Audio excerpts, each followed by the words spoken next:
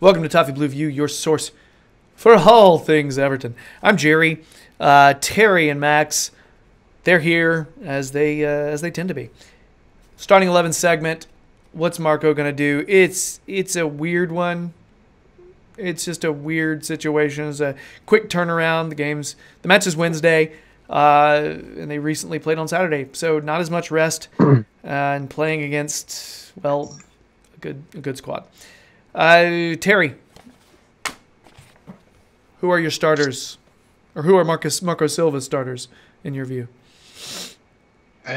Silva's starters, I think, will be Pickford in goal, Coleman right back, Luca Dean left back, Keane and Zuma. I don't think Jagielka and Mina are going to be fit. I'd like to see Mina back in the team, but if he wasn't fit enough to even make the bench on Saturday, he's not going to be fit enough to play or at least start on Wednesday. I think we'll see Idrissa Gueye come back into the team. Personally, with such a good attacking team we're going to play, and it's been a little while now it's been nearly a week since the PSG deadline day saga. I think we'll see Garner come back in. So Gomez, Garner, can't see Silva changing the formation, so I think he'll have a three in front of those of Lookman, Sigurdsson and Bernard. I think Bernard will come back in, and because he played well against City in the reverse fixture, and I think we'll see Calvert-Lewin up front because he always seems to play well against City, and he does a good job being that sort of lone forward chasing defensive clearances. So that's my 11. I think that's the 11 we'll see. All right, Max. I've not done what Marco would do. I've let me creative instincts run wild. You have a tendency to do that. You're kind of like, well, I don't know what Marco's going to do, but here's what Max does, and he pulls out a blueprint, unrolls it. It gives me a creative outlet, you know what I mean? So allow it. Pickford in goal, Luca Dean at left back, Keane and Zuma at centre half, because as Terry said, I don't think Mina's fit enough yet, although I would like to see Mina. John Joe Kenny at right back, Gueye, Gomez and Davies at the three in midfield, obviously Gueye being the anchor and shielding the back four. Bernard on the left, Calvert-Lewin through the middle, and Lookman on the right. And you can obviously, you can switch the wings up as you please. Mm-hmm. And my lineup is the exact same as Terry's. Pickford, Coleman, Keane, Zuma, Dean, Gomez and Gueye, Sigurdsson, Lookman, Bernard, DCL. That's, yeah. I don't know. I was trying to decide if Richarlison gets a nod there. That's my tough, because I feel like my tough decision is the fact that I feel like there's a decent amount of Brazilian and South American players, and I was thinking like maybe he would start Richarlison and Bernard because they're both Brazilian guys. Maybe there's some familiarity there. Maybe that's so. Initially I went with that. However, I think if you need a spark, Lookman is a fine place to start. That's what I would do, and DCL as well. DCL when he's had a little break, when he comes back in, he tends to work pretty hard, and he tends to pressure well. I'll be curious if Max, we mentioned this when we were talking last time, and it's something that Terry has mentioned, I feel like 12 times in the past, but are playing out of the back. With the center backs.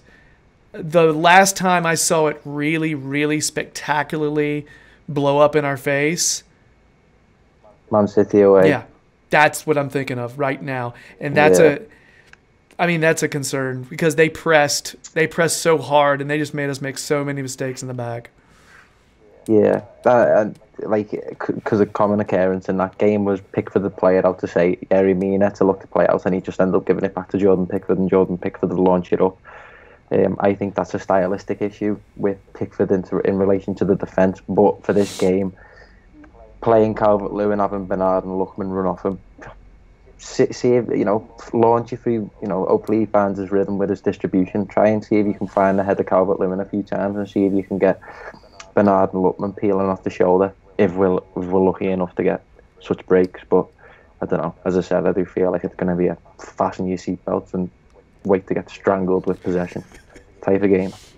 That game at Man City and a couple of other games we've seen them play against other teams, they actually don't like balls over the top of their defence. It's one of the ways you can hurt them. We did it once or twice in that game and then stopped doing it. It was ridiculous. Like that's how you hurt Man City, because they play such a high line that if you do a ball over the top and then run behind with pace, which we have got, like Calvert-Lewin and Lookman and Richarlison, even Bernard, all decent turns of pace, but I just don't think anyone sort of cottons on that that's a weight that you can get at the City back five, because if you do that, you cut out Fernandinho, and if you try and play through them, he's just going to mop you up all day long. But if you do the ball over the top, completely takes him out of the equation, and then you're just running behind John Stones and Walker, who are playing 50 yards up the pitch anyway.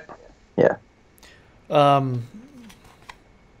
Player I haven't mentioned. I mean, that's Fernandinho's a player that I don't know if I've ever in the past noticed how impactful he can actually be. For some reason, there was one game in particular this season, was a big one.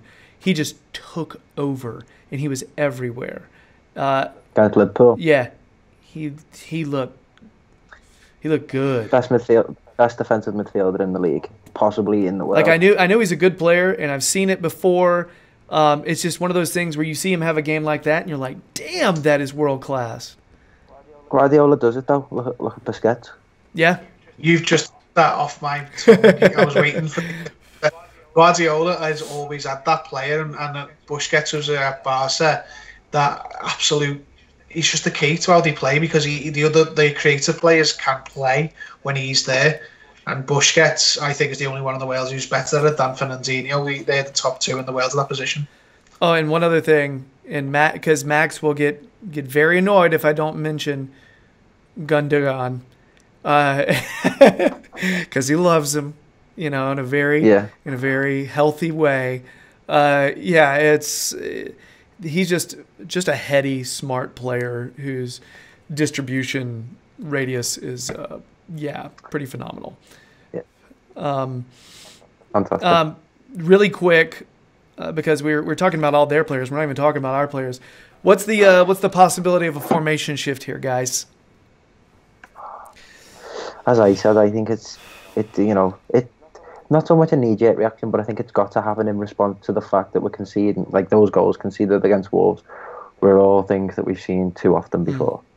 So I feel like, in that sense, he owes us some sort of change. Yeah, I know, Terry, you mentioned the possibility of that back three happening. That's a little more drastic than just kind of, drag an additional midfielder back. That changes a lot.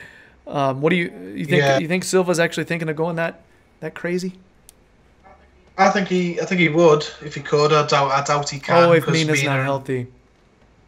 Mina, Jagielka are both injured, and he hasn't got whole game around anymore, because he did it in the away game for Man City. The first time he went to a back three all season. So I think if he could, he would, but I think he'll bring Gay back in as the defensive change that he's going to make. I'm like Max. I'd like to see Kenny start over Coleman, but I just don't think he will. This game is probably not the game to start trying all new things, because if they don't work, it'll sort of, people push back against it and go, why is he sticking with that? We just got beat 5-0 or whatever it is. So, or if he puts a young player, he starts Kenny and he gets absolutely annihilated down that left-hand side, then next week he's going to be poor as well, because it's going to shatter the confidence. I think this game's he's probably just going to stick to what he's been doing, and then you'll probably see the change the game after. Well, and Silva can't really win in that instance either, unless the player does well. You leave Coleman in and we lose. Why do you leave Coleman in? And then he throws Kenny in, and we lose. It's like, why did he change that? Why didn't he go with the experienced player? It's just that's exactly right. It's that. I mean, it's the pressure of the position. You know what I mean? Yeah. I'll be curious, though. The changes he makes, I think, will tell us a lot about his mentality right now as a manager. That's what I'm most fascinated by, is what he changes, if anything. Anyway, anything else on this, guys? I'm really yeah, this could. It's one of those fixtures. You know, I was for a while there. I was really looking forward to it, and just because I like the big matches for Everton, but right now it's just such a crap time. So yeah, so.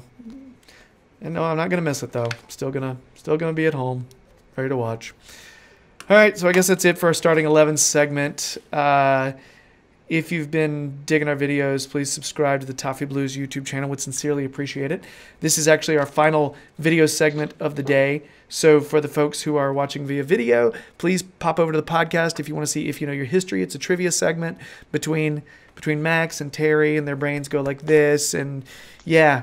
They show off how smart they are about Everton, and I just bask in their glory, essentially. Anyway, also, if you want more Terry, check out his Twitter. He'll tell you when he's going to be where. He shows up on the Liverpool Echo fan jury, does analysis there, so check that out. Max as well, check his Twitter. He'll be on the Toffee Blues website, but also on some other pods and whatnot. You can check that out too.